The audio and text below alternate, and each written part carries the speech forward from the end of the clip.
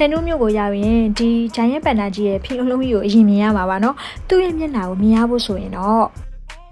အခုဒီတို့ရောက်နေတဲ့နေရာလေးကတော့တရုတ်နိုင်ငံစီချွမ်ပြည်နယ်ထဲမှာရှိတဲ့ချန်တူးမြို့လေးပဲဖြစ်ပါတယ်ဒီချန်တူးမြို့ကဆိုလို့ရှိရင်ပန်တာနဲ့မာလာရဲ့အငွေ့အသက်လေးပြည့်နေတဲ့နေရာလေးပဲဖြစ်ပါတယ်ဒီမှာဆိုလို့ရှိရင်ဘယ်နေရာပဲတော့မာလာနဲ့ရလုံးဝမှွေးပြီးတော့ရနေတဲ့အတွက်ကြောင့်မလို့မာလာချစ်သူတွေအတွက်ကလုံးဝအဆင်ပြေပါတယ်နော်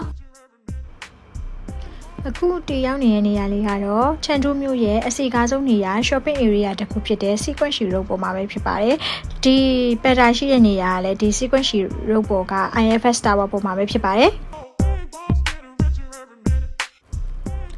ဒီအစာအုပ်ပေါ်မှာတွေ့တဲ့နေတဲ့ပန်နာကြီးရဲ့မျက်နှာကိုမြင်ချင်နေဆိုလို့ရှိရင်တော့ IFS Tower 9ထပ်မြောက်မှာရှိတဲ့ rooftop garden ကိုသွားရမှာပဲဖြစ်ပါတယ်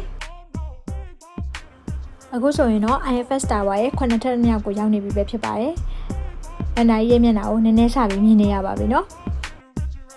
ဒီကိုတက်လာရဲ့လူတော်တော်များများကလည်းဒီပန်တာရဲ့မျက်နှာနဲ့ဓာတ်ပုံရိုက်ဖို့တက်လာကြတာပေါ့နော်ဒီပေါ်မှာပန်တာကြီးနဲ့အတူတူဓာတ်ပုံရိုက်လို့ရတဲ့အပြင်တခြားအမှတ်တရလက်ဆောင်ပစ္စည်းလေးတွေနဲ့ rooftop bar လေးတွေလည်းရှိပါသေးတယ်အဲဆိုလို့ရှိရင်တော့တရုတ်နိုင်ငံစီချွမ်ပြည်နယ်ကချန်တူးမြို့ကိုရောက်တယ်ဆိုလို့ရှိရင်ဒီ IFS Tower ကိုလည်းသွားဖို့မမေ့နဲ့နော်